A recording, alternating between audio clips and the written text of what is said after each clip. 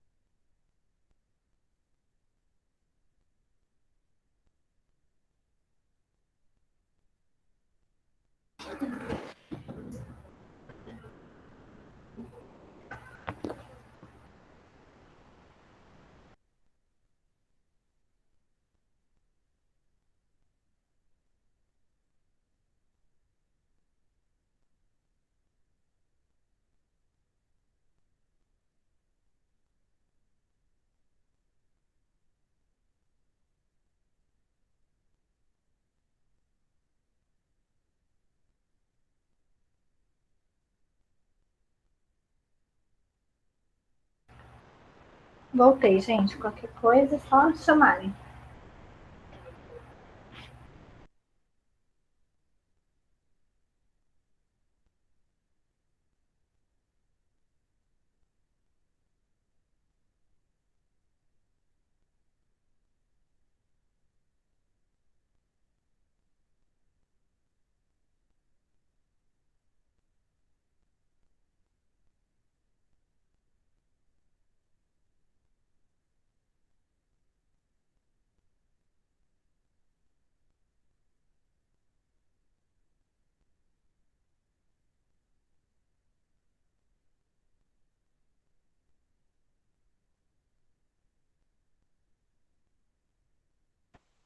Pede para ela tentar entrar novamente, que não está aparecendo aqui para mim.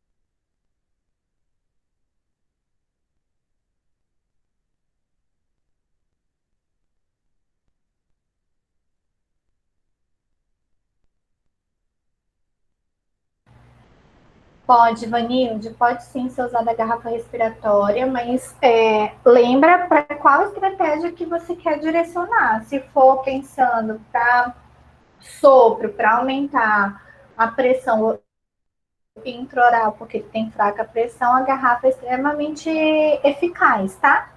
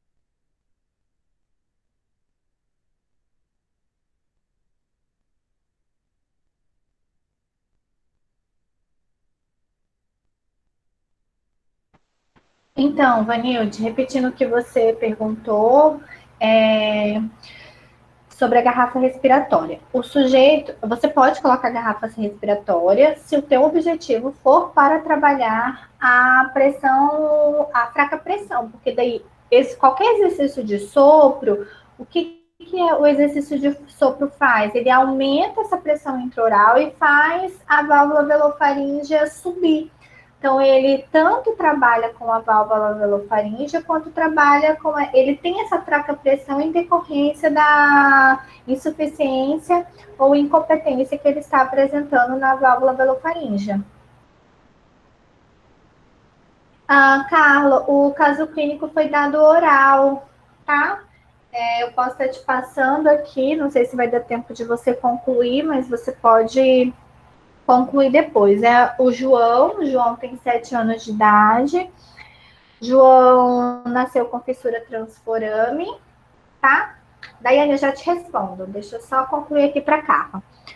O João tem 7 anos de idade, nasceu com fissura transforame bilateral, Aos 3 meses, desculpa, ele fez a queloplastia. Aos 6 meses, ele fez a palatoplastia. E com 1 ano e 6 meses, ele fez de novo a palatoplastia para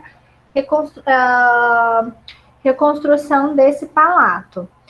Aos 7 anos, o João realizou uma avaliação fonoaudiológica, então foi tardia, porque foi nesse momento que a mãe viu que ele estava com bastante dificuldades na fala e que estava impedindo a comunicação dele entre os amigos. Rani, eu já te respondo. Ok, Rani, eu já te respondo. Então vamos lá, Carla. Então, com 1 ano e 6 meses, ele fez a palatoplastia, ok? Uma nova palatoplastia.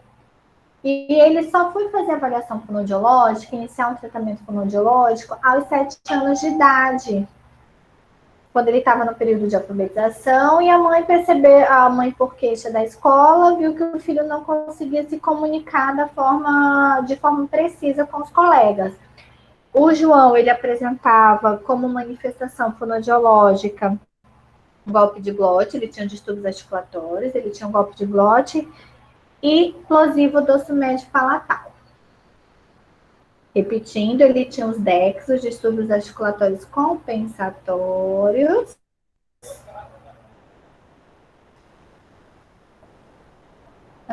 Eu vou colocar aqui as manifestações, tá, Carla? Calma.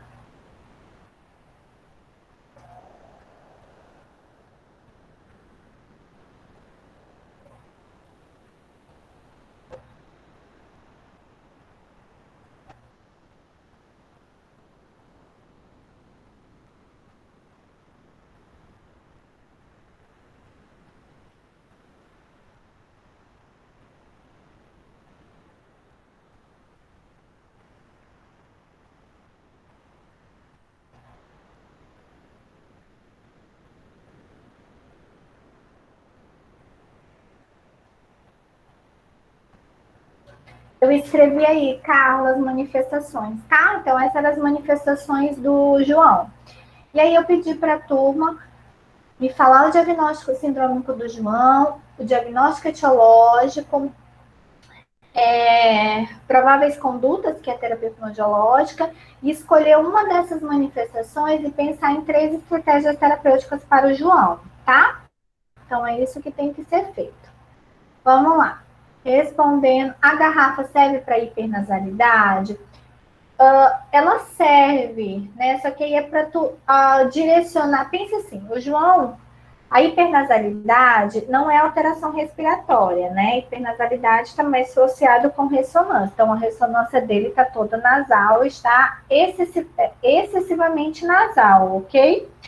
Então, qual é o teu objetivo com essa garrafa respiratória? É fazer o controle desse direcionamento de ar, mas seria para a cavidade oral. Então, você iria pedir para o paciente inspirar e fazer o sopro, mas você tem que deixar claro que é direcionando para a cavidade oral, tá? É mais para expiração do que para inspiração, ok? Tem que deixar isso claro na estratégia terapêutica. Respondendo a Rani, prof, o que seria fraca pressão?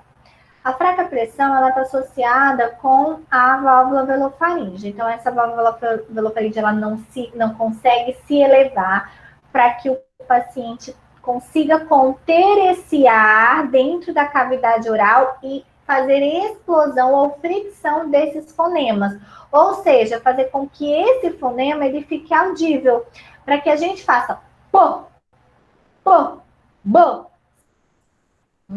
ou z, a gente precisa guardar este ar dentro da nossa cavidade oral, fazer com que a válvula faríngea se eleve para que a gente consiga expelir, né, esse fonema, expelir o ar, né, com o som desse fonema de forma forte, de forma audível. Quando o paciente ele tem uma fraca pressão intraoral, o que a gente está querendo falar? Ele não tem força muscular força na musculatura da função velofaríngea e nem muscular para que esse fonema que está alterado, né, como os explosivos e os fricativos, saiam de forma audível, com bastante precisão. Então, ele tem uma pressão intraoral, por isso que ele não consegue soprar. Quando o paciente ele vai soprar, o fissurado ele não consegue encher balão, ele não consegue fazer sucção de seringa, tudo isso para ele é mais difícil, porque ele não consegue conter esse ar dentro da cavidade oral. É tão alterado, né, que ele não consegue direcionar. Quando a gente sopra, ó, o que acontece? A nossa válvula velofaringe, ela subiu, se vocês forem fazer, pelo menos inflar a bochecha com ar, vocês vão ter uma pressão bem aqui em cima. Então, essa válvula, ela subiu. E quando a gente faz isso aqui, ó, inflei e vou soprar. Eu gerei força para essa musculatura e essa musculatura empurrou este ar para fora, mas a válvula continuava elevada. Um paciente fissurado, ele não consegue fazer isso, porque essas funções, tanto musculares quanto músculos da válvula velofaríngea, vão estar ineficientes. Por isso que ele tem que estar com a pressão. Oi, Thalita. Então, a emissão do ar nasal é orgânico e não funcional? Tipo, essa manifestação, ele não consegue deixar de ser, ele não consegue consertar, digamos assim, essa emissão de ar nasal? A gente estava falando de fraca pressão.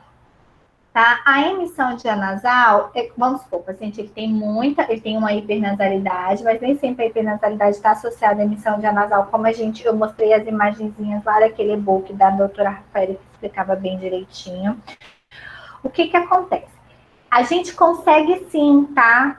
A emissão de ar nasal, ela é uma alteração funcional em decorrência da alteração orgânica que ele está apresentando na região nasofaringe e região oral. Essa alteração anatômica, que ela é orgânica da fissura, ela gera uma incompetência e uma insuficiência. Dependendo se for uma incompetência, a gente não consegue tratar 100% dessas alterações funcionais, tá? A gente não consegue. Agora, eu não quero que vocês qualifiquem a manifestação como funcional ou como orgânica, porque a manifestação, ela é funcional, tá? É que você fez a pergunta gerando assim, a emissão de ar nasal, ela entraria como orgânica ou como funcional? A todas as manifestações que a gente apresenta é funcional, porque a gente está tratando um sistema que é chamado sistema estomatognático. A gente está olhando para as funções desse sistema. Então, as funções desse sistema, elas vão estar comprometidas com algumas manifestações. Então, as manifestações que a gente tem geram alteração funcional. São funcionais. Mas o que gerou essa alteração funcional? Foi uma característica orgânica. Uma alteração orgânica. Tá? Essa alteração, eu quero que você reflita. Esse paciente fissurado, eu preciso pensar assim, a característica dessa fissura, a insuficiência ou incompetência que esse sujeito tem em decorrência dessa fissura labiopalatina, e se, pensando nesses distúrbios articulatórios compensatórios, o que ele gera? O que geraria? É mais severo ou mais leve? Vamos fazer essa discussão, gente. É mais severo ou mais leve a presença de um DEX? Severo. É severo. E aí? Todo mundo concorda que é mais severo, não é?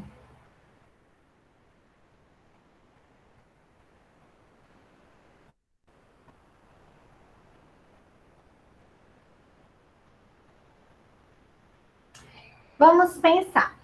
O que é uma insuficiência velofaríngea? O que seria uma insuficiência velo?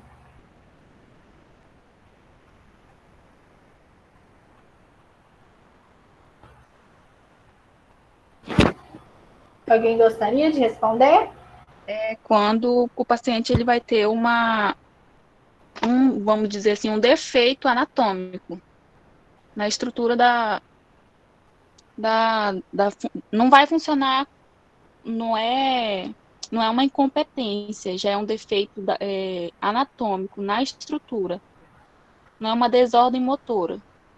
Ficou claro? É Sim, mais ou menos isso? ficou isso, não é uma desordem motora. Então, a válvula, ela funciona, ela tem uma alteração anatômica, que no caso seria uma fissura, vamos pensar assim.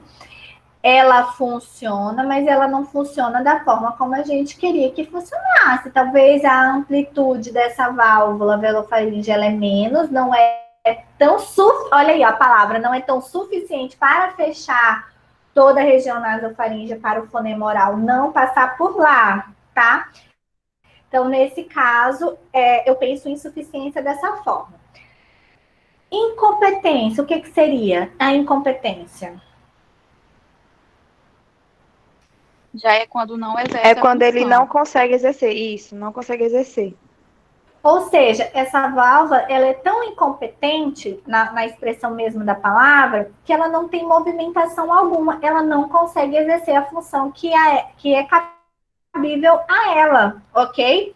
E aí eu pergunto para você, se a gente tem distúrbios articulatórios compensatórios, que é algo mais severo, porque a literatura, às vezes, ela diz assim, a insuficiência, o paciente que tem fissura gera-se mais insuficiência do que incompetência, vai depender, tá? Vai depender do tipo e gravidade da fissura que a gente encontra nesse paciente. Então, o que a gente encontra? Que os pacientes que eles têm os distúrbios articulatórios compensatórios, eles podem ter os dois, tá, gente? Eles podem ter tanto a insuficiência quanto a incompetência. Mas está mais perto para uma incompetência velofaríngea, está mais perto para uma incompetência velofaríngea, porque eu tenho alterações na fala, como um golpe de glote, que ele é mais severo do que as outras alterações fonêmicas, que impede com que essa válvula velofaringe ela se eleve para fazer pelo menos o mínimo de fechamento possível. Então, ela acaba não tendo mobilidade. Então, o que eu quero que vocês entendam? Quando eu tenho distúrbios articulatórios, eu tenho um comprometimento maior. Se esse comprometimento é maior, a chance de eu ter uma alteração orgânica, ela é maior também. Ela é maior. Independente de eu ajustar, tentar fazer os ajustes funcionais, aquele paciente com DEX, esse meu sujeito com DEX, ele vai ser um sujeito que eu vou conseguir minimizar e controlar esses DEX, mas ele ainda vai continuar apresentando de forma suave na fala dele, ok? Então, quero que vocês façam esse raciocínio assim. Agora, um paciente que não tem distúrbio articulatório compensatório, só tem hipernasalidade, fraca pressão ou emissão de ar nasal, ele pode entrar dentro do orgânico funcional. Por quê? Porque você está dizendo que, o organismo dele foi reestruturado através da cirurgia. Então, o que eu tenho que fazer é o quê? Trabalhar só a função. E aí eu consigo adequar todos os padrões de fala normal para esse sujeito. Vocês viram? Eu liberei o vídeo para vocês lá no Blue do relato do menino. Eu não sei se vocês... Deixa eu dar uma olhada aqui. Porque se vocês fecharem o olho e ouvir a voz daquele rapaz falando, vocês não vão nem imaginar que ele tem fissura palatina, mas ele tem uma fissura. Deixa eu só dar uma olhada. Ou seja, o que eu quero dizer com esse relato desse menino, que apesar de ele ter uma fissura transforame, a voz dele é normal, nem parece que ele tem alteração alguma, porque ele era uma alteração orgânica funcional, que com a fonoaudiologia eu tratei toda essa alteração funcional, aí ele fez todos os procedimentos cirúrgicos, tratou o que era orgânico com cirurgia, beleza, tá tudo adequado, não tem mais alteração aí nenhuma de fala. Mas quando eu tenho olha o nome, distúrbios articulatórios compensatórios. O que acontece? A válvula velofaríngea não está conseguindo fazer a função dela que era para ser feita e eu precisei da glote para fazer essa função. Eu precisei mudar o ponto de articulação para fazer essa função, senão eu não ia ter som para realizar a produção desse fonema que eu não consigo realizar, tá, gente?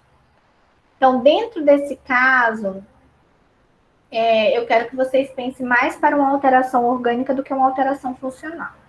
Vou até liberar mais um material aqui para vocês, que eu estava baixando.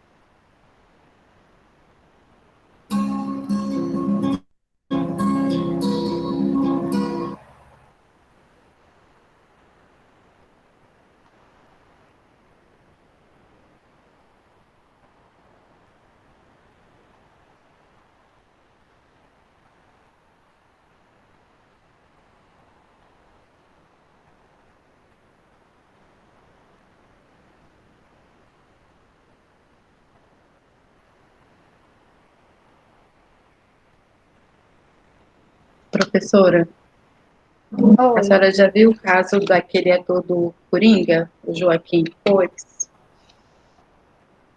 O principal? Isso. A senhora viu uma Não. polêmica envolvendo ele porque ele tem as fotos dele, o lábio dele tem uma cicatriz como se fosse uma cirurgia. E aí teve até uma jornalista americana que ficou fazendo bullying com ele, né, depois do filme agora.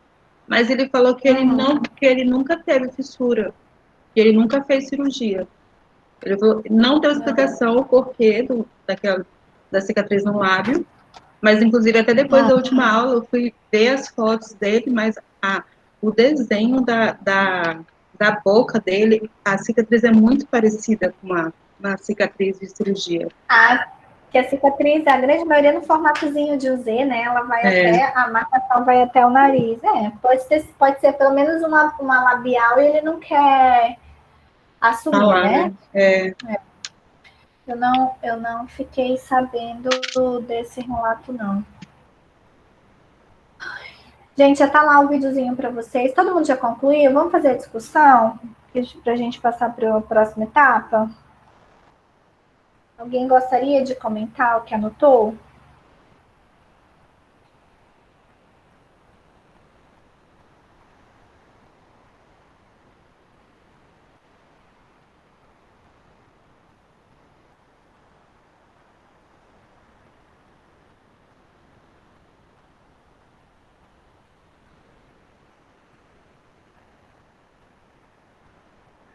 Professor, eu posso começar, mas eu não sei se eu fui no rumo certo, porque eu coloquei aqui que o sindrômico é miofuncional orofacial, o etiológico ergônico.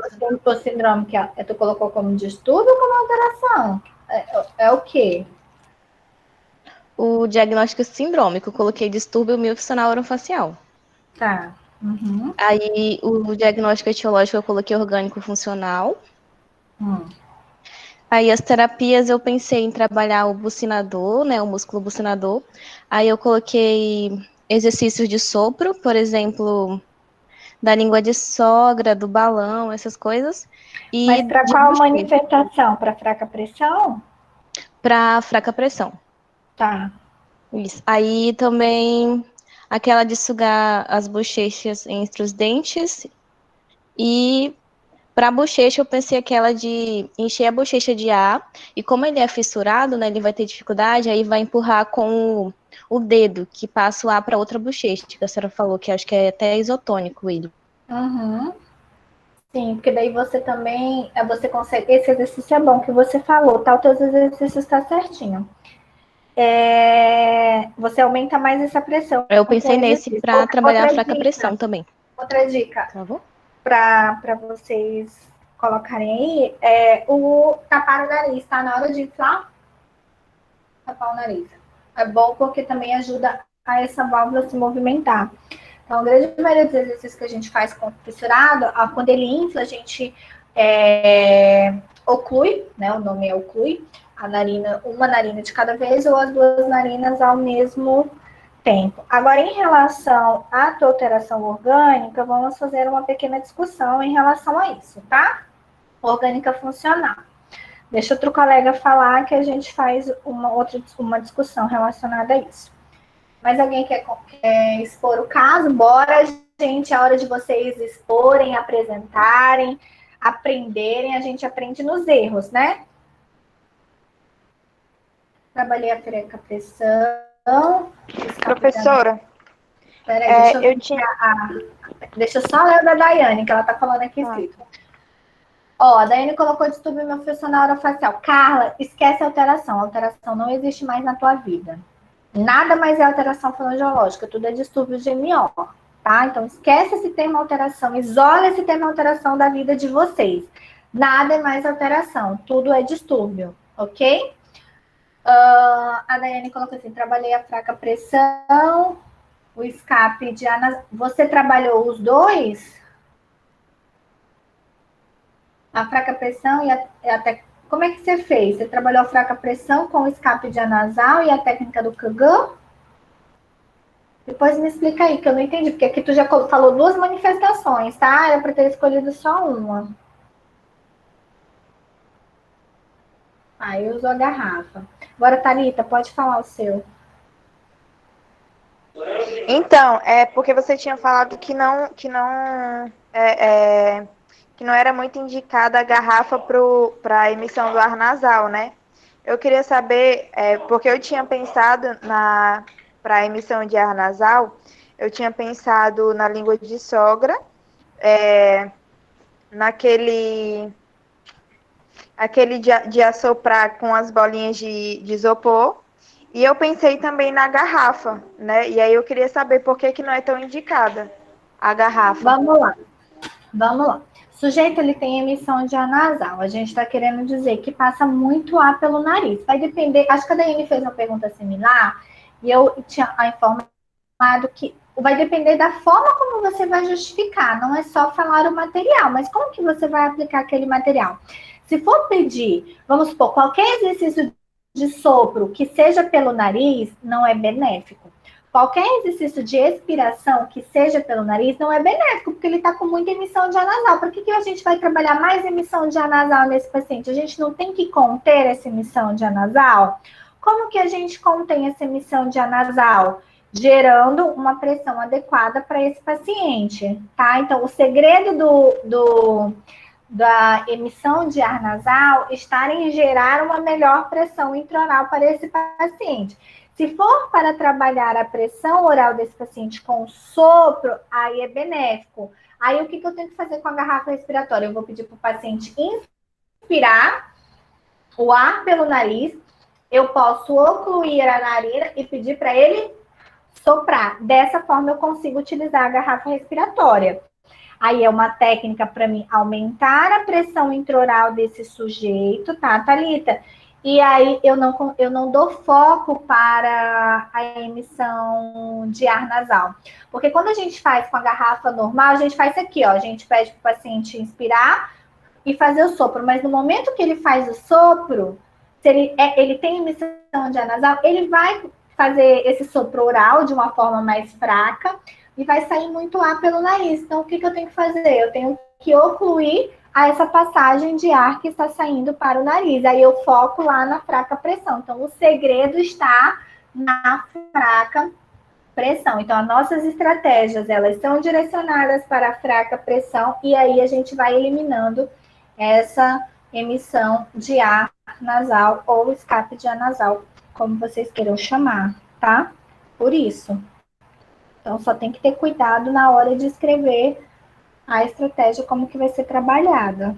Por isso que eu falei que não é recomendado, porque dependendo da estratégia não é benéfico mesmo, não. Da seringa com água e sugar com o bico e deglutir. Fortalece o músculo bucinador. Tá.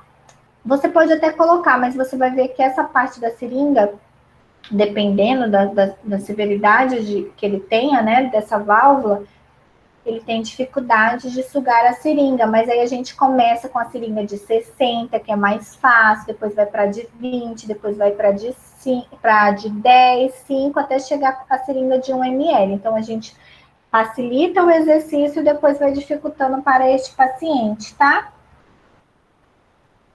O que mais, gente?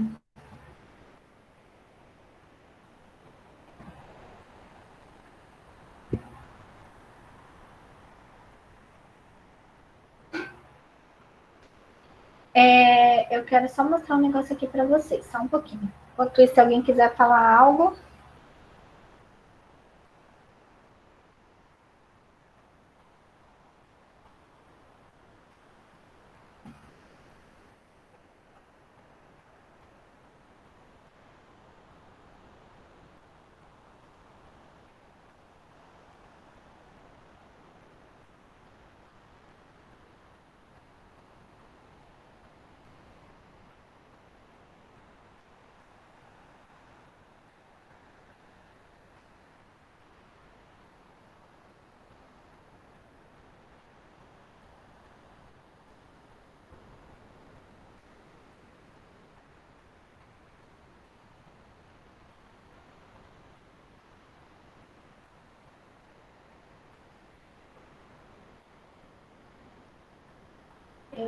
Esse aqui que eu quero mostrar.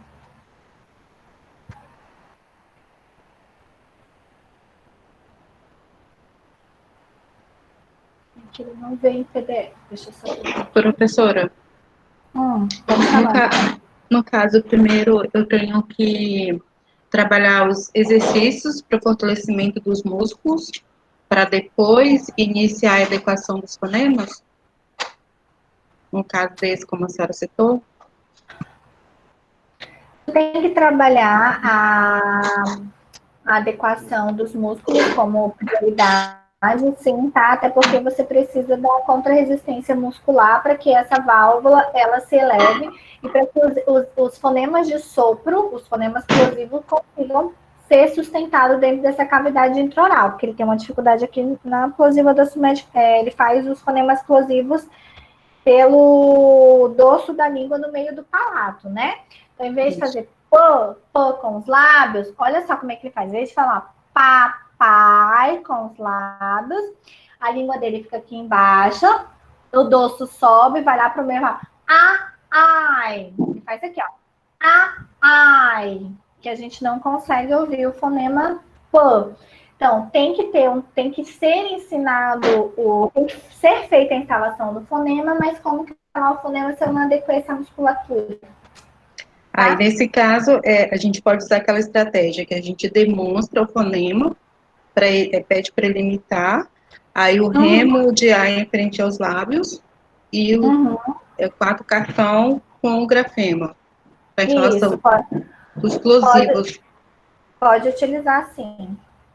Se o teu foco for direcionar isso. Mas assim, eu não estou pedindo a ordem da terapia. Então, você poderia escrever isso, mas pensando em um caso clínico de frente, a nossa prioridade não seria trabalhar a plosiva dorsal médio palatal em nenhum golpe de glote de imediato. A nossa prioridade seria ali na fraca pressão, na lição de anasal, trabalhar primeiro a estrutura muscular, tá?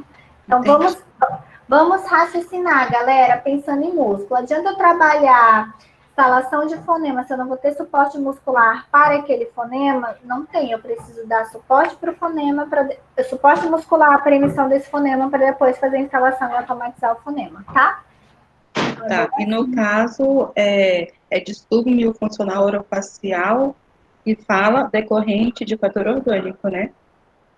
A Também gente vai entra começar. fala, né? A gente vai conversar sobre isso agora. Só quero baixar aqui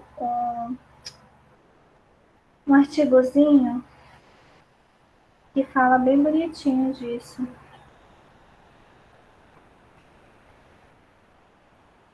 Ai, tá aqui em PDF.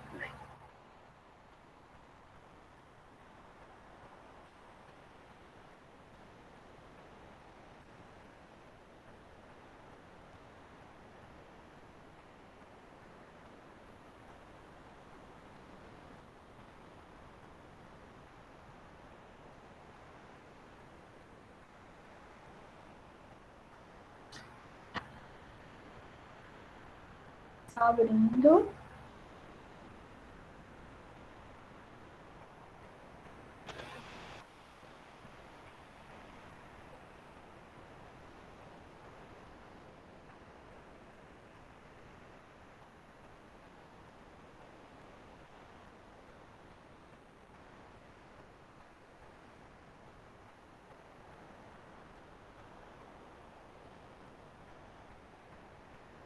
Deixa eu projetar aqui para vocês.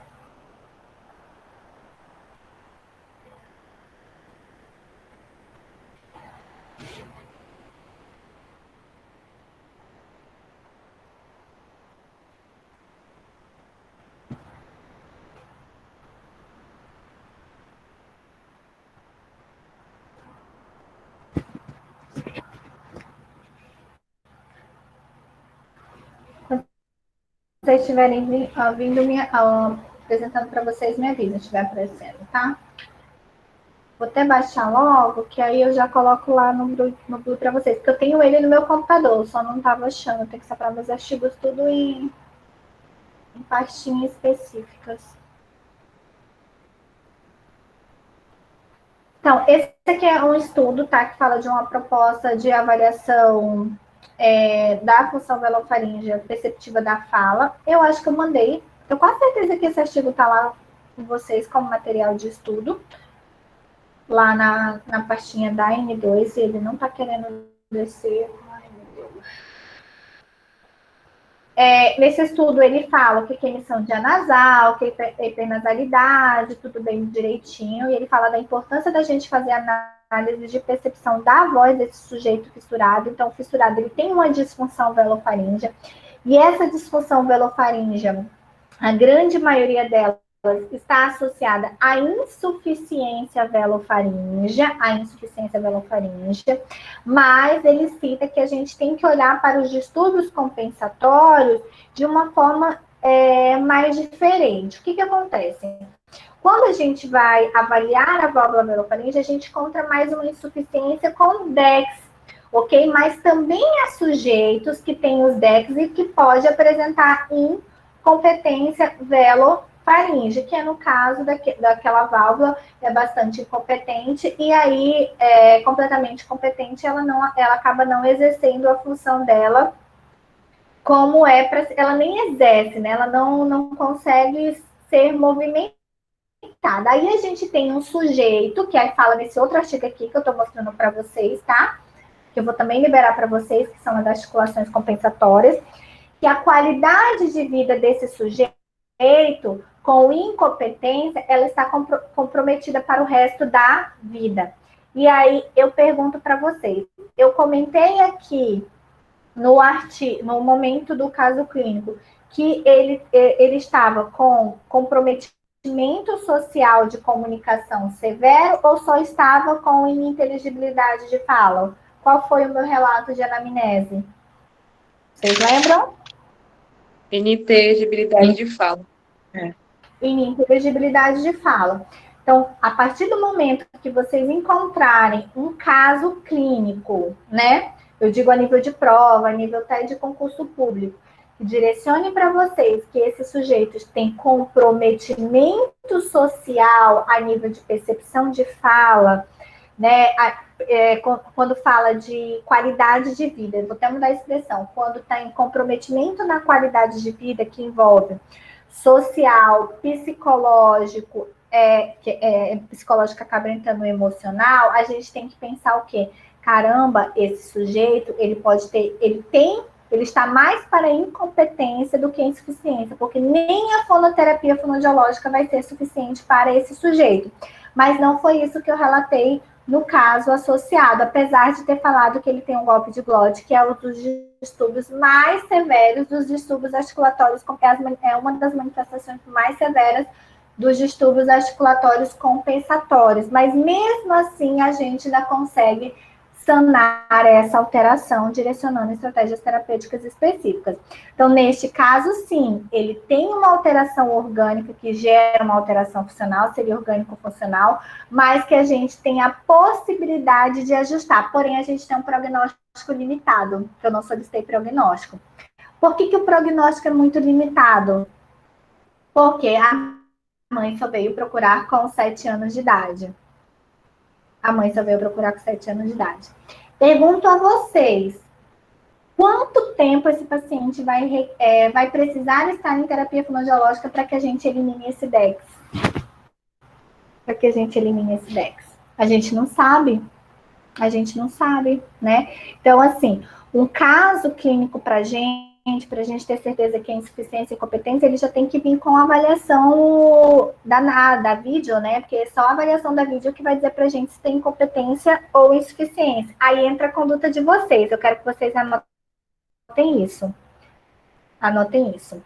Eu não tenho como fechar diagnóstico etiológico.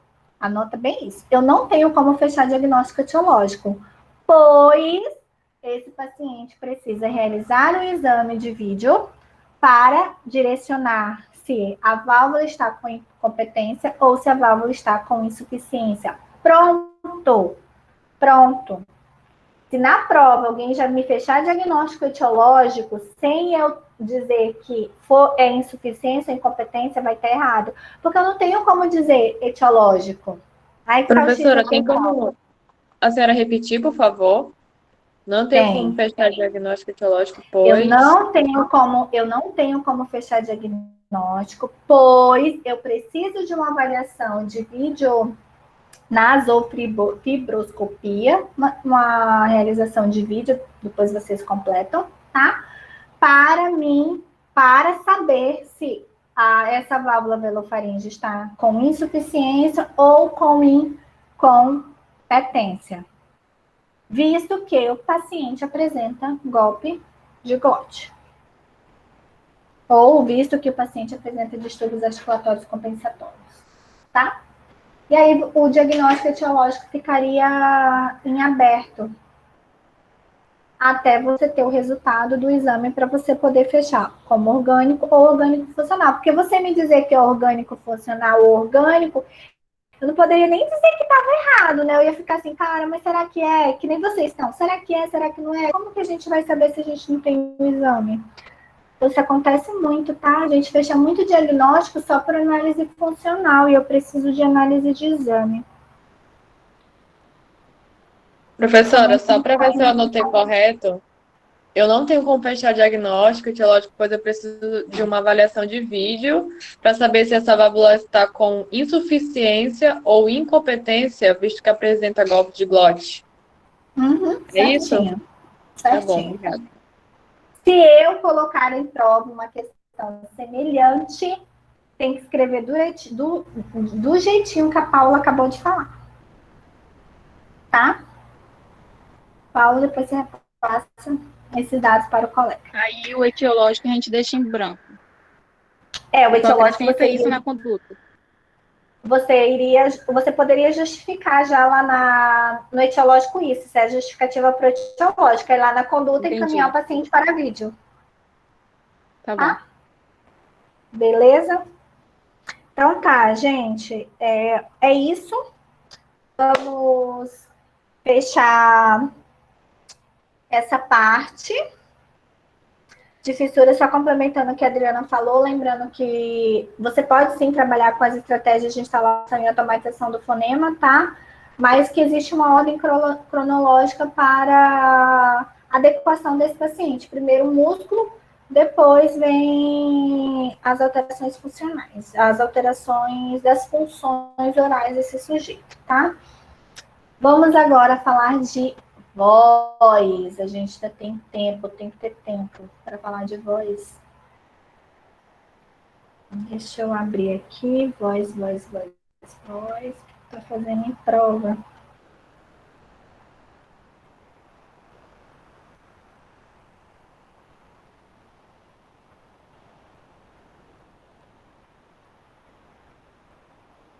Ai.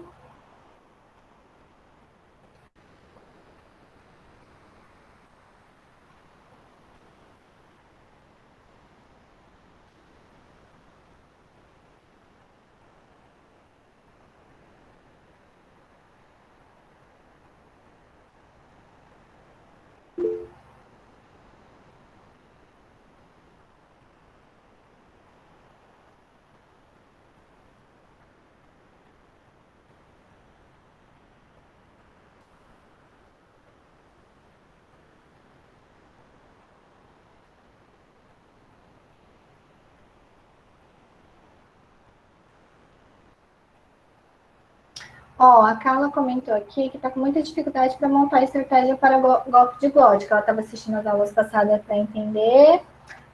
Ela não conseguiu terminar o caso clínico, ela resolveu fazer porque ainda está com dificuldade. Então, vamos lá. O paciente ele tem muito golpe de glote. Ele utiliza a região glótica, lá onde estão as nossas pregas vocais, para produzir estes fonemas que ele não consegue produzir, ok? E aí, como é que a gente trabalha com esse paciente que está utilizando a glote demais?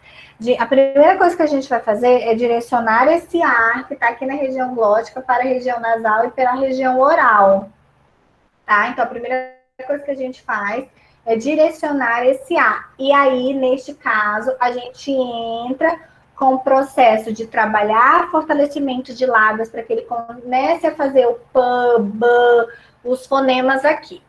O que acontece com o golpe de glote?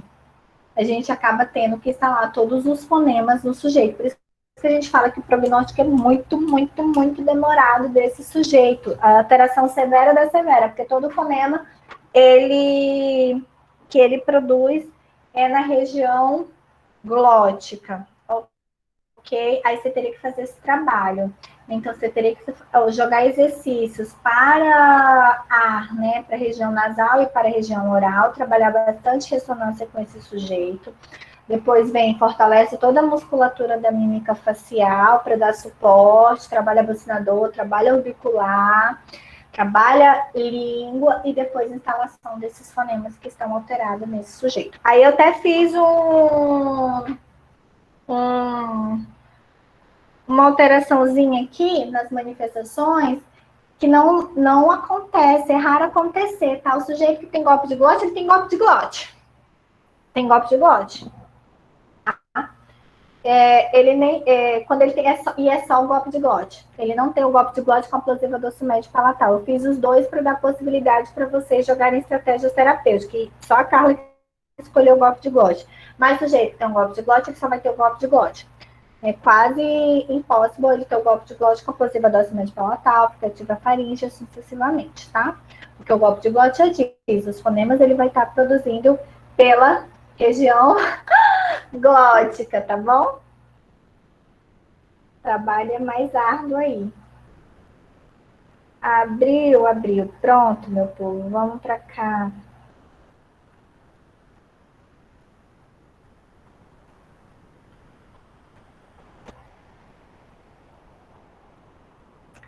Aqui está o nosso querido amigo e o desespero de vocês para o MINIEX, avaliação comportamental ou instrumental da voz feita por Mara Berlau, ok? Então, a gente tem diversas autoras de voz, né? Mas o nosso embasamento teórico é a queridíssima Mara Berlau, ok? Então, deixa eu só confirmar aqui com vocês, que eu ainda acho que esse aqui tá com 7, 8, 9. São 9, tá? Aqui ele tá 8, 8, mas são 9 análises avaliativas. Então, para quem tá ainda com dúvida em MiniEx, então vamos supor, veio a Daiane. Daiane é a primeira vinha. Eu vou sortear o número de 1 a 9. A Daiane foi o número 3. Então, a Daiane vai avaliar o sistema de ressonância. Ai, meu Deus, a Agnes veio, sorteei o número 2. Então, a Agnes vai fazer a avaliação do tipo de voz e sucessivamente, assim que vai ser o MiniEx, tá? Então, vamos entender como é que é esse protocolo. Então, se chama avaliação do comportamento da voz. Existem diversos programas, como o Minivox, que é um programa para que a gente avalie a frequência e a intensidade dessa voz, né, de forma mais precisa. Mas se a gente não tem um programa, não significa que a gente não possa avaliar esse comportamento da voz e principalmente avaliar essa intensidade dessa frequência da voz de forma perceptiva, de forma auditiva, ouvindo esse sujeito falar e direcionando algumas condutas para esse sujeito, tá? Então, a primeira avaliação que a gente faz com o nosso sujeito que chega em consultório relatando alteração na voz, é avaliar a postura corporal. A altura a gente tem que perguntar, tá? Então, a altura, a gente pergunta, fulano, qual é a sua altura? Fulano, quanto que você pesa? Então, isso tem que ser perguntado. A gente não tem como fazer isso através de observação clínica. Mas os demais aspectos, a gente consegue fazer. Como que eu avalio essa cintura escapular, né? Que é essa região de tórax que eu tenho. É a mesma avaliação que a gente faz em MO. Será que esse paciente está muito tenso, né? Que eu consigo ver essa musculatura bem tensionada, bem rígida, excessivamente tenso, ou é um sujeito que está normal? Dica, o paciente que liga lá para você e fala assim, olha, eu tô com problema na voz, eu tô indo me encaminhar porque eu tô com nódulo, né? Eu preciso ver o que tá acontecendo com a minha voz tá, eu tô rouco. Você tem que pedir para a secretária ou você mesmo informar no dia que você for para avaliação, por favor, venha com uma roupa, um top de academia, venha mais confortável, porque a fonoaudióloga vai precisar avaliar a tua postura. Como é que a gente avalia assim com a blusa que eu estou, né? É mais difícil a gente ter esse olhar, essa observação clínica. Eu costumo pedir para o paciente amarrar o cabelo, se for mulher, né, para me observar se o pescoço ou os ombros eles estão simétricos ou assimétricos, né, elevados, cabeça anteriorizada, né. Então aqui a gente pensa naquela avaliação miofuncional orofacial ao conversar na anamnese com o paciente e a gente vai tentando encontrar possíveis assimetrias. A face desse paciente é uma face que estava muito tensa, é uma face completamente sem expressão no momento da sua anamnese com o sujeito, ou é uma face normal, né? Ele comunicou, fez as expressões devidas, a musculatura é uma musculatura funcionante, com atividade adequada. E esse peito dele é um peito completamente expandido, né? Um sujeito que tem uma região completamente expandida, é um sujeito bem tenso, é um sujeito contraído. A pessoa que é contraída, né, ela já vai sentar toda corcunda na cadeira, né? Cruza as pernas, encolhe as mãos, ou estava tudo normal. Então, anotem aí que essa análise da avaliação corporal a gente faz conversando com o paciente, como se a gente estivesse fazendo uma anamnese. E aí a gente tem que perguntar para o sujeito, qual a sua altura?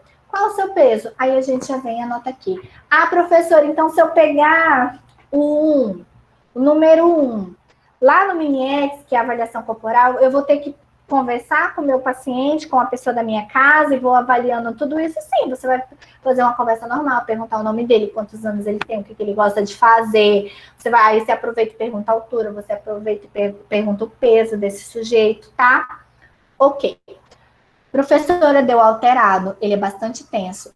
E aí, você vai trabalhar aqueles exercícios de MO para tensão, para tirar a tensão, massagem relaxante, alongamento cervical, né? Então, você vai direcionar aqueles exercícios miofuncionais orofaciais para esse sujeito, para você tirar a tensão dessa região cervical que esse paciente apresenta e também de pescoço, porque um paciente que tem alteração na voz, ele vai estar mais hipertenso, né? Então, eu espero ter uma musculatura mais tensionada, ok? Mais rígida. Professora, isso serve nessa assimetria, né, de ombros, né? Uhum. Ok. Aí entra o tipo de voz. Na avaliação do tipo de voz, Jéssica, eu avalio tudo na anamnese, tá, gente? A única coisa diferente aqui no protocolo de voz é a análise da frequência, da intensidade e a análise do suporte vocal que a gente faz com o paciente e a manipulação faríngea. O resto tudo a gente analisa, avalia fazendo anamnese. Porque o tipo de voz, eu preciso conversar, para mim analisar o tipo de voz desse sujeito, eu preciso conversar com ele durante 2 minutos. Então, essa conversa a gente tem na anamnese. Eu fico 40 minutos com o meu paciente, às vezes 1 hora, mas a minha anamnese, quando é paciente de novo, ela sempre eu reservo tempo de 1 hora, porque eu converso muito, eu investigo tudo que eu tenho que investigar desse paciente. Então, aí eu já tenho todos os dados extremamente importantes para anotação do meu protocolo, tá? Então, no mini-ex, lógico, vocês não vão ter 40 minutos, mas vocês podem ficar conversando com esse sujeito de uma forma informal, ou vocês podem pedir para ele ler uma leitura de um livro. Lê esse capítulo desse livro aqui para mim. E aí vocês vão observar o tipo de voz que ele tem. É uma voz rouca? É uma voz áspera? É uma voz soprosa? É sussurrada? É feminilizada? É uma voz fluida? Normal, né?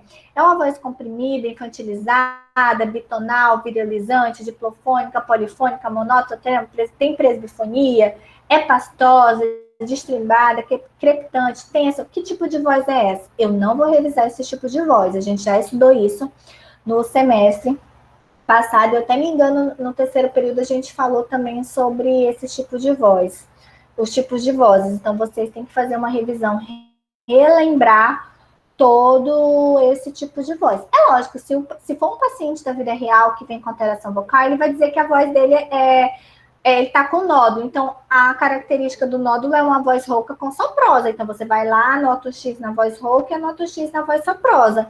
Lembrando que esse sujeito ele pode ter mais de um tipo de voz, não necessariamente só uma, tá? 3, sistema de ressonância. Eu avalio da mesma forma, conversando com esse paciente. Posso conversar durante minha anamnese, ou uma fala espontânea de 2 minutos. Aqui fala assim, fala encadeado. O que é fala encadeado? É você pedir para ele contar de 1 a 10, falar os meses do ano, os dias da semana, os meses do ano, tá? Ou solicitar para ele ler um capítulo, um trecho de uma fala longa, fazer uma leitura para vocês, ok? Então, dentro dessa comunicação com esse sujeito, o que vocês têm que observar? Se a ressonância dele é muito hipernasal, ele fala assim, ou ele fala assim, hiponasal, ou é mista, né? Que é o normal. A gente tem o ar saindo tanto pela cavidade oral, quanto pela cavidade nasal, quanto pela cavidade oral. Aí, nós entramos na frequência fundamental. Nessa hora, a gente vai pedir para o sujeito fazer a emissão da vogal A. Essa emissão da vogal A, eu acho que eu até fiz com vocês já em sala. Vocês vão pedir para ele fazer ela de forma aguda e de forma mais grave. Então, você vai falar assim, você dá o modelo. Você vai falar assim, olha, fulano, agora eu preciso avaliar se você consegue modular um som para grave e um som para agudo. Então, eu vou pedir para você fazer o som do A de forma aguda e o som do A de forma mais grave. Vou dar o exemplo para você. Essa gama tonal, a gente passa um risco porque a gente não avalia, porque a gente não está com o aparelho, a gente não está com o programa, então a gente não tem como dar esse número em hertz, tá? Então, a gente faz de outra forma, só observando a modulação. Então, você vai... Meu Deus do céu, meus vizinhos vão falar assim, o que essa mulher tá fazendo? Tá endoidando. Vocês vão pedir para o sujeito fazer a emissão da vogal A de forma aguda após o exemplo de vocês. Então, vocês vão pedir para ele inspirar. Na hora da expiração, ele vai soltar a vogal A aguda. Ok? Fiz de forma mais baixa, porque senão estourar o ouvido de vocês aí. Fiz meu vizinho, eu ficar doida essa mulher. Agora, vocês vão pedir para ele repetir a mesma vogal, A, mas de forma grave. Inspira. A. E aí, vocês vão perceber. Opa, a Jéssica modulou para agudo, então eu vou e anoto sim. A Jéssica modulou para grave, então eu vou e anoto sim. Ou seja, se ela modula tanto para agudo quanto para grave, a frequência dela é normal. Mas pode acontecer que a Jéssica, eu pedi para a Jéssica modular apenas para agudo. Aí ela fez. Aí eu pedi para ela modular para grave. Na hora que ela foi modular para grave, ela não conseguiu. Ela continuou fazendo agudo. Ou seja, a Jéssica modula para grave, mas ela não modula para agudo. Então, a frequência dela é aguda. Ou pode acontecer o inverso.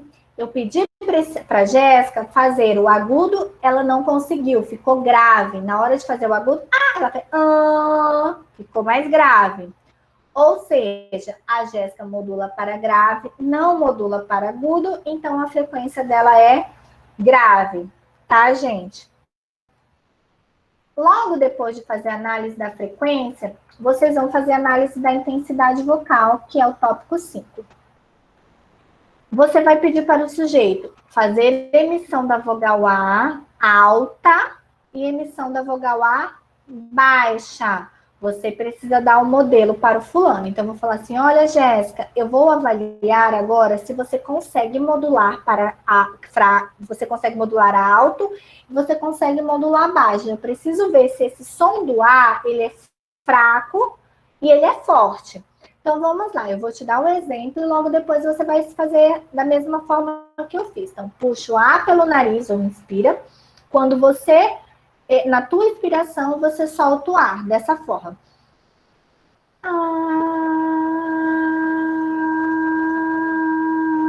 Fiz fraco. Opa, a Jéssica modulou para fraco. Agora, Jéssica, vamos fazer para forte? Beleza, vamos lá.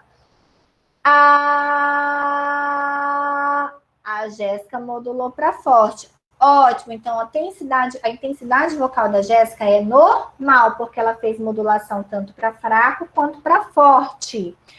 O paciente, nesta avaliação, ele não pode fazer som agudo, ele não pode fazer som grave. Ele tem que fazer o anormal, de acordo com o timbre vocal dele. Só que ele vai fazer esse A mais forte e esse A mais fraco, ou seja, mais alto e mais baixo. Pode acontecer desse paciente apenas modular para fraco e não modular para forte. Então, a intensidade dele é fraca. Isso acontece com o sujeito que está com a voz soprosa. Gente, não tem como o sujeito com soprosidade fazer uma voz forte. E da mesma forma que não tem como um sujeito que está rouco conseguir fazer modulação para agudo. Então, a gente tem que estar atento na patologia, que as alterações, as manifestações vocais que essa patologia apresenta, e aí a gente já pensa, caramba, eu já vou esperar lá na minha frequência que ele module apenas para grave, porque ele está rouco. E ele está com soprosidade, porque ele está com nódulo vocal. Então, lá na minha intensidade vocal, ele vai modular mais para fraco do que para forte. Porque esse rouco dele vai ser um rouco mais baixo, ele não vai ter tanta força para aumentar essa intensidade vocal, tá? Então, façam essa análise clínica, esse raciocínio clínico. Após essa intensidade vocal, eu não conversei com o meu sujeito, eu não fiz uma anamnese, ou eu pedi para ele fazer uma análise... eu fiz uma análise de fala espontânea dele de 2 minutos, ou pedi para ele falar os meses do ano, ou eu dei um texto para ele ler. Então, nesse momento, eu vou avaliar todos os aspectos de fala. A fala da Jéssica, ela é clara ou é uma fala ininteligível? A Jéssica tem sotaque? Esse sotaque é da onde? Ela tem presença de alguns regionalismos ou gírias? Se tem, eu vou colocar aqui, tá? A articulação que a Jéssica faz, ela articula bem, abre bem a boca para falar, é bem definida, é mal definida, ou é uma articulação regular, precisa de ajuste, ou a Jéssica faz alguns ajustes de fala. Quais são esses ajustes? Eu vou anotando aqui. A fala da Jéssica ela é muito rápida, vocês vão colocar rápido, professora. Lenta, ela tem uma velocidade mista ou é normal? O ritmo da fala da Jéssica é um ritmo regular ou é um ritmo irregular? E aí a gente dá um stop, porque a gente vem para a análise da diadococinesia oral. Nesse momento, a gente vai... Ô, professora. Oi. Nessa parte de avaliação da fala, eu vou percebendo conversando com o paciente? Uhum. Na tua anamnese. Só nesse momento da diadococinosia é que você vai dar um stop, porque você vai fazer uma avaliação diferente aqui, tá? Tá bom. Que nessa avaliação de diadococinesia, até eu tenho dificuldade de falar esse nome, vocês vão pedir para o paciente repetir 20 vezes a sílaba patacá, patacá, patacá, patacá, patacá, patacá, patacá. E aí vocês vão cronometrar, tá?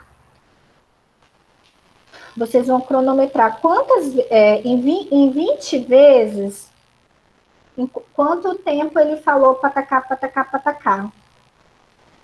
Deixa eu só colocar aqui meu cronômetro para vocês entenderem.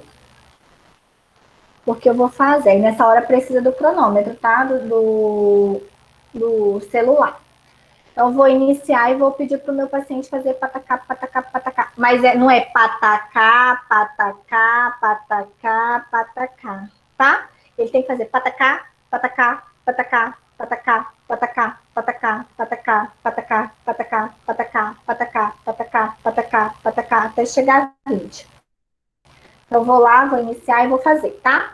Patacá, patacá, patacá, patacá, patacá, patacá, patacá, patacá, patacá, patacá, patacá, patacá, patacá, patacá, patacá, patacá, patacá, patacá, patacá, patacá. Então, eu fiz aí em aproximadamente 13 segundos e 87 milissegundos, ok?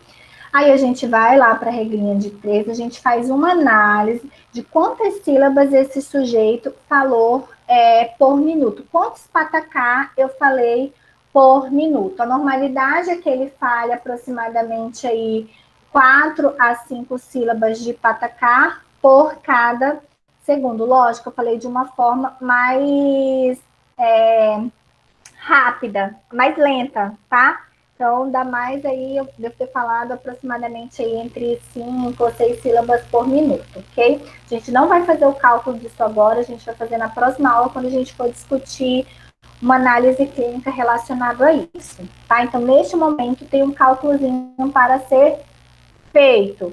Então, essa parte 6 é a parte que ninguém quer pegar no mini-X, né? Todo mundo procurando, meu Deus, que eu não pego análise 6, meu Deus, que eu não pego análise 6 para a avaliação do mini-X. Logo depois, a gente faz a avaliação do ataque vocal na conversa, tá? Tudo na conversa com o paciente. A gente tem que perceber se ele faz um ataque vocal brusco, ou seja, se quando ele está conversando, ele dá uns gritos, ou se ele faz um suspiro, tá? Na hora que ele está conversando, ele puxa esse ar um pouco mais para dentro, que a gente fala que é aspirado, ou se é isocrônico. Ele não tem esse suporte de fala dele, é um suporte bacana, né? Então, ele consegue controlar, ele tem um controle desses ataques vocais. A gente diz que é isocrônico porque ele tem um controle disso. E aí a gente avalia se esse registro é basal, modal ou elevado. Se esse paciente, ele fala dessa forma, ele fala...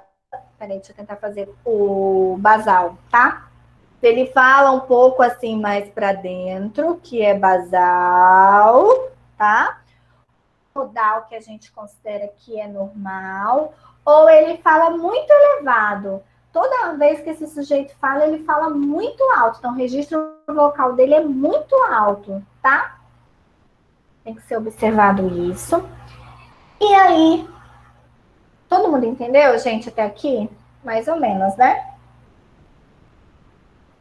Professora, a senhora pode repetir o registro vocal, por favor? Posso. Registro vocal. No teu momento de conversa com o paciente, você tem que perceber se esse registro vocal dele é mais basal. Como que é basal? É uma voz mais interna, tá? É como se ele falasse um pouquinho mais para dentro. O som, a ressonância dele ela é mais nasal e essa voz dele é um pouco mais baixa. O modal a gente considera como normal. Esse sujeito tem um registro vocal adequado. O elevado é quando ele fala alto o tempo todo. A intensidade vocal dele é bem elevada. Esse registro de voz dele é bem alto, tá? E aí, nós vamos para...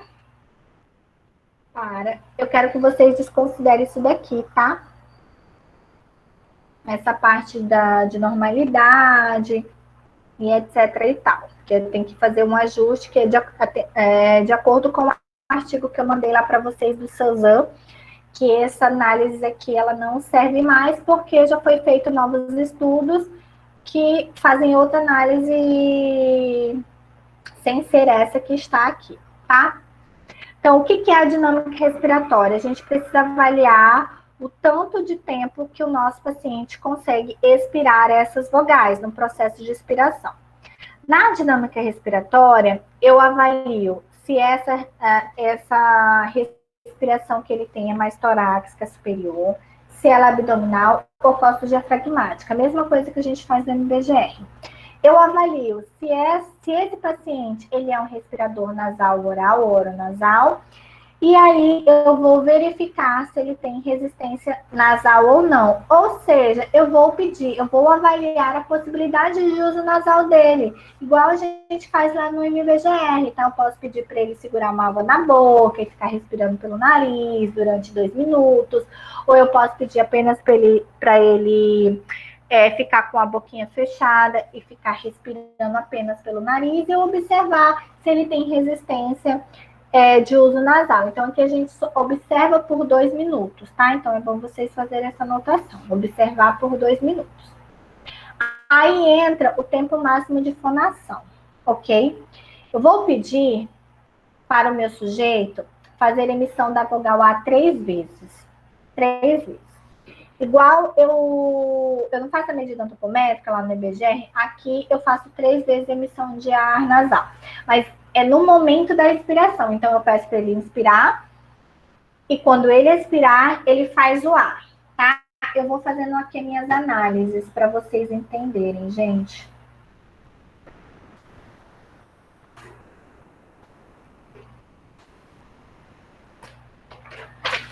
Pronto. Vou me autoavaliar. Deixa eu parar. Vou zerar o cronômetro. Então, eu vou pedir para a Jéssica fazer a emissão da vogal A no momento da expiração dela. Então, ela inspira, solta o A. Quando ela soltar, solta o som do A. Quando ela soltar o som do A, eu tenho que iniciar o cronômetro. Então, 1, 2, 3 e...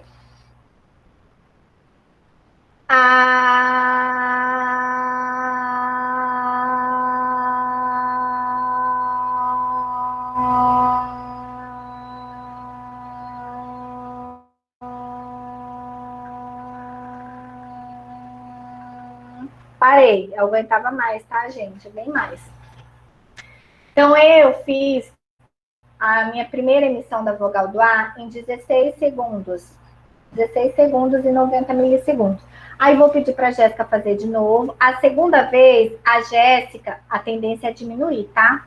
Segunda vez, a Jéssica fez 15 segundos. Na terceira vez, a Jéssica ela fez 13 segundos. Não tem média tritonal, você vai pegar o valor maior. Então, o valor maior do A da Jéssica é 16,90 segundos. Opa, beleza. Vamos lá para a vogal I. A mesma coisa, eu vou pedir para a Jéssica inspirar. Quando ela expirar, ela vai soltar esse som do I. Então, vamos lá. 1, 2, 3 e...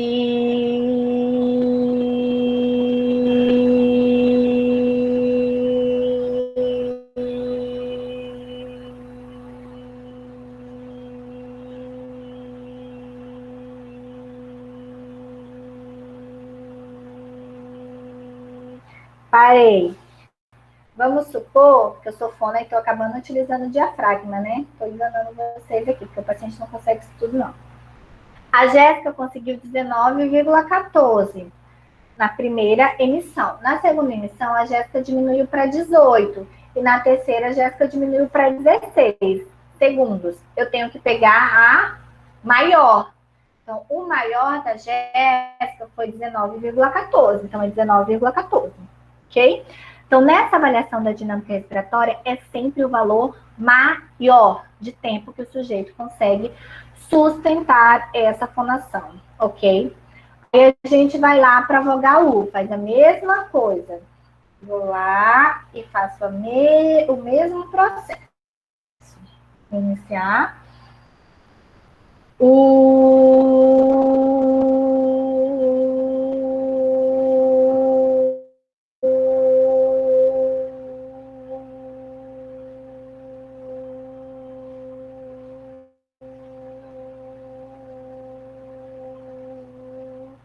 Jéssica conseguiu 18,41.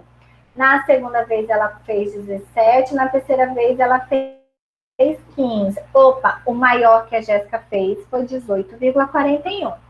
Beleza. Agora, eu vou pedir para a Jéssica fazer o som do som do Z, não é? Z. Gente, eu digo isso porque eu já tive vários pacientes que já fizeram isso. Aí eu, não é o Z, é o sonzinho do Z, o som da abelha. E aí o paciente tem que reproduzir esse som. Então, por isso que é bom a gente dar um modelo, tá? Então, vamos lá. Inspira e solta o som da abelha.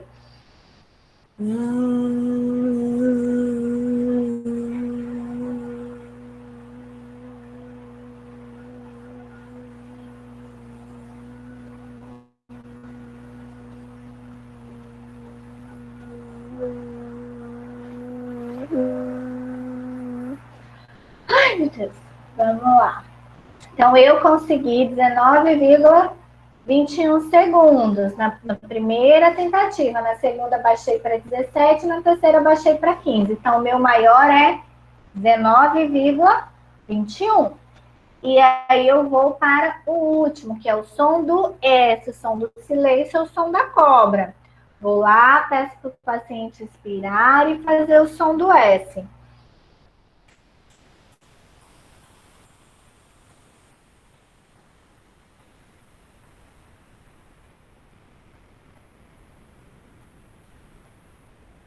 Parei. Então, eu consegui fazer o som do S na primeira chance, 11,75. Na segunda, eu diminuí, vamos supor, para 10. E na terceira, ficou ali entre 9,8. Então, o meu maior é 11,75. Acabou. Eu avaliei o tempo máximo de formação da Jéssica. O que a literatura vem nos falar? Como é que eu sei se isso é normal ou alterado? Aí está a análise que vocês vão fazer minha. Então, anotem esses valores. Na vogal A, eu vou escrever lá, depois eu escrevo lá no chat para vocês. Na vogal A, a professora Jéssica fez 16,90. Na vogal I, a Jéssica fez 19,14. Na vogal U, a Jéssica fez 18,41. No som do S, do Z, a Jéssica fez 19,21. E no som do S, a Jéssica fez 11,75. Ok? Dentro do artigo que eu disponibilizei para vocês, lá fala o que é normal e o que é alterado para o sexo masculino e para o sexo feminino. Por isso que eu estou pedindo para vocês desconsiderarem isso daqui. Aí vem um cálculo para a relação Suzan. Vocês estão vendo que aqui fala relação Suzan? Oi. A Daiane pediu para a senhora repetir como avaliar o tipo de respiração, que ela não entendeu. Tá, o tipo de respiração é a mesma avaliação que a gente faz lá no MBGE. Então, eu preciso ver se o paciente está respirando aqui pelo tórax, aquela respiração que o tórax sobe e desce. Se é pelo abdômen, se eu vejo a barriga subir e descer, que é a diafragmática, ou se eu percebo que é pela lateralidade, né? Essa parte lateral dele, ela tá se encolhendo e se alargando um pouco mais, que aí a gente considera como costodiafragmática. Só quem faz costodiafragmática é aqueles cantores bem profissionais, principalmente cantores líricos, tá? Aí aqui a gente ficaria entre torácica superior ou abdominal inferior. Beleza? Que com certeza o sujeito que vocês vão avaliar deve ter torácica superior. Aí, voltando para cá, nós temos a relação Suzan. É um cálculozinho bem simples que a gente faz.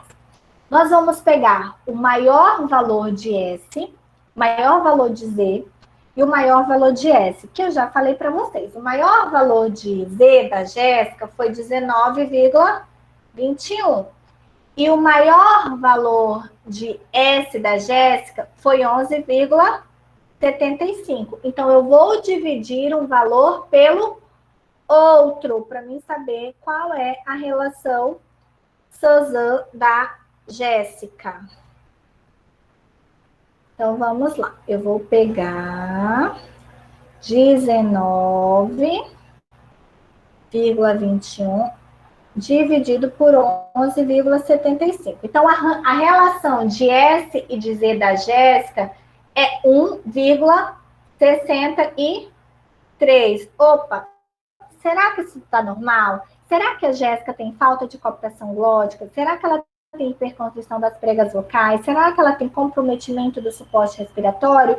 Ou será que está normal essa relação Suzan dela? O que será que esses valores querem me dizer?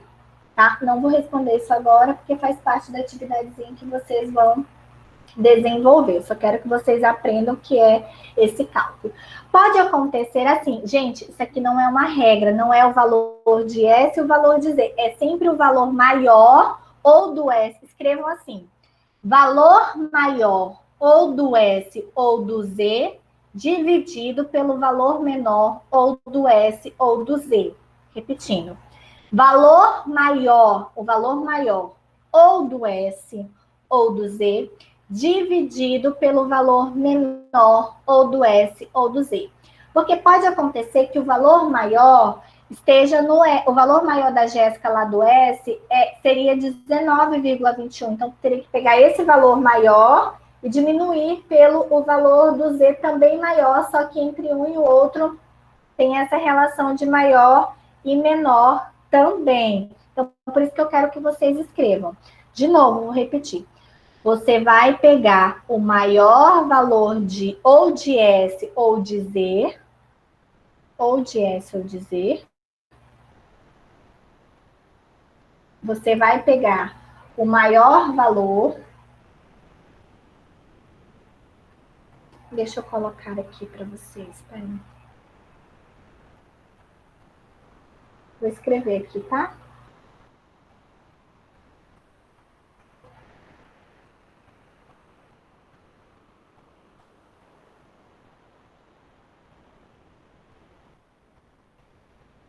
Professora, enquanto a senhora escreve, é que a minha internet caiu. Eu não estou entendendo para que é esse cálculo.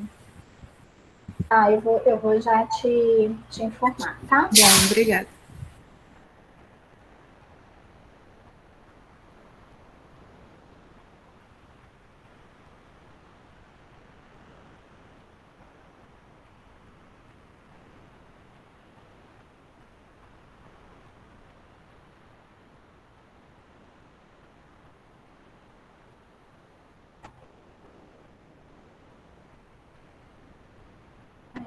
Esse negócio aqui do Instagram, bem na coisinha que eu estava escrevendo. Eu dei enter, apareceu aí para vocês? Eu escrevi. Quando some o negocinho do Instagram que apareceu aqui, Carolina, esse cálculo serve para a gente dizer se esse paciente tem hiperconstrição de prega vocal, falta de cooptação glótica, tá? Nas pregas vocais. Serve para a gente fazer essa análise, tá bom? Tá bom, obrigada. Vamos ao... Meu Deus, o que eu fiz aqui, gente? Professora, a senhora não tinha... Ou eu ouvi errado, não é para pegar o maior valor de S de Suzan e dividir pelo menor?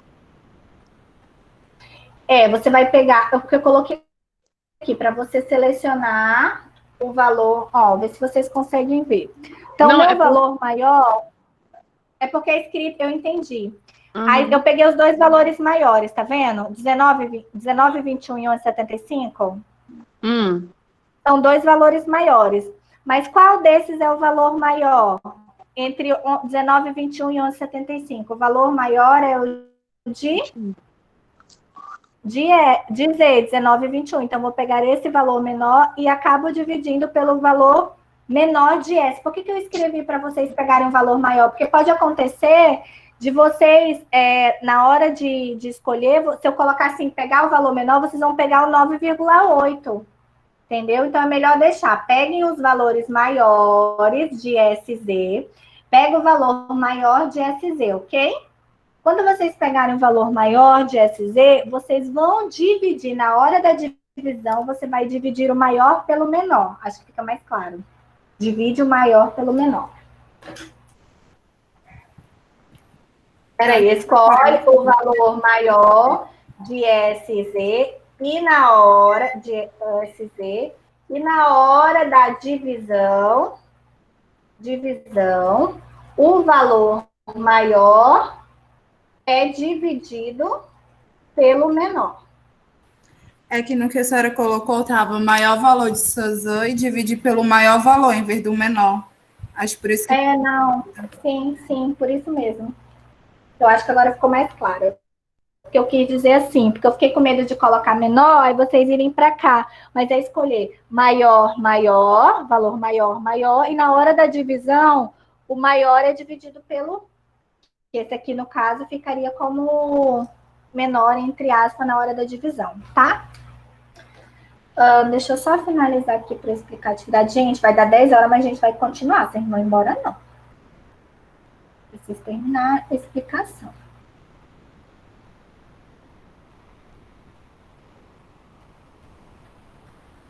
Aí, essa avaliação de números a gente acaba não avaliando, porque não contribui tanto para a nossa avaliação. Nós fazemos uma análise da psicodinâmica vocal, que também é uma análise de conversação com o paciente. Aqui a gente escreve a característica da voz que aquele sujeito, que a voz daquele sujeito passa para nós. Então, é uma voz de uma pessoa brava, ranzinza, é uma voz de uma pessoa chata, é uma voz calma, que passa tranquilidade. Então, aqui você vai fazer uma análise da psicodinâmica da voz desse sujeito. Por último, vem a análise da manipulação laríngea, ok? Você vai pedir para o paciente contar de 1 até 10, emitir a vogal A, sem fazer a manipulação laríngea. Então, vou fazer o exemplo, tá? 1, 2, 3, 4, 5, 6, 7, 8, 9, 10.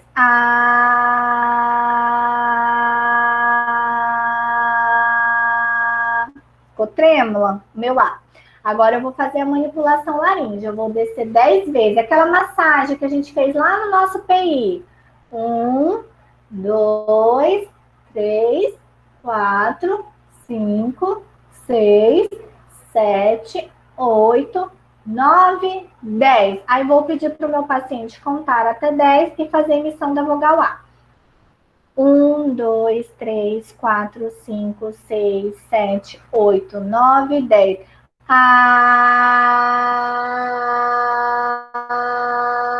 Olha a diferença, não melhorou? Na primeira, antes da massagem, estava regular, né? E depois da massagem ficou boa. Então, essa é a avaliação da manipulação laríngea. O que eu quero dizer? O que eu quero avaliar? Que depois que eu desço a laringe da Jéssica, a voz dela fica melhor, né? Ela consegue ter um maior controle vocal, sem ter risco para prejudicar essa voz. Então, essa é a nossa avaliação vocal. O que eu quero para vocês para a semana que vem? Vamos lá, eu vou colocar outra apresentação aqui para vocês. Vou lá no material de vocês.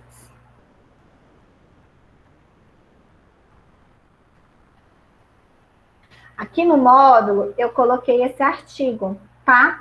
Dentro desse artigo, tem a análise dessa relação SOSAN. Vocês vão ler esse artigo e vocês vão me dizer, tá? Vocês vão me dizer como que eu considero, que valor que vai ser, que eu vou precisar para me considerar se as pregas vocais da Jéssica estão fazendo o processo de modulação de forma adequada, ou se a Jéssica tem falta de cooptação glótica, a Jéssica tem hiperconstrição das pregas vocais, tá? Então, eu quero que vocês deem uma estudada nesse artigo. Aqui ele também explica o cálculo, fala também da emissão das vogais, tá? Mas, se eu não me engano, não tem todas as emissões de vogais, mas vocês já conseguem tirar aqui. Aqui eu já estou dando a resposta já.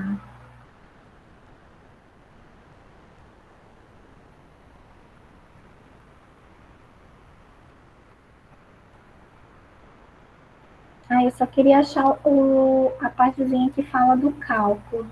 Tá, mas enfim, vocês vão dar uma lida nesse estudo. Bem aqui já tá falando, tá, gente? Aqui da análise, né? Então, a partir de tantos eu vou dizer que é hiperconstrição glótica, a partir de tantos eu vou dizer que é falta de cooptação e etc e tal. Então, vocês vão fazer a leitura desse artigo e vão trazer esses valores para a gente discutir na nossa próxima aula, fazer uma análise clínica, tá bom? Professora, E aí, a oi. partir desse valor de 1,63, né, que a gente teve da senhora, Eu vou anotar aqui os valores, tá? Valores tá bom. A 16,90 e 19,14, o 18,41, Z 19,21, porque tem análise individual de cada um, tá? S 11,75 e relação SAM ZAN 1,63.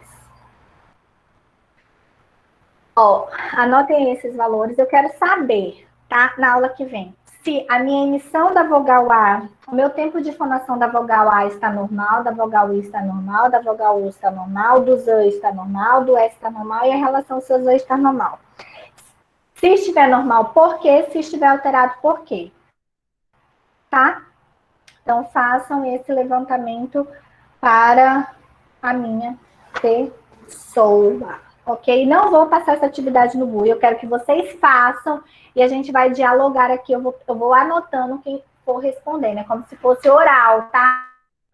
Vou perguntando, fulano, qual foi tua análise? Fulano, qual foi tua análise? Então, eu quero que todo mundo faça, que aí eu faço a anotação aqui. Ok? Aí a gente já vai fazer um casinho clínico para fazer aquela regrinha de 3 de adococinesia oral. Já entramos em terapia. Estudem, tá, gente? Estudem aquela avaliação vocal. Estudem. Tem um capítulo do livro lá para vocês darem uma lida, bem bacana. Vou abrir um fórum para a gente ir tirando dúvidas que forem surgindo.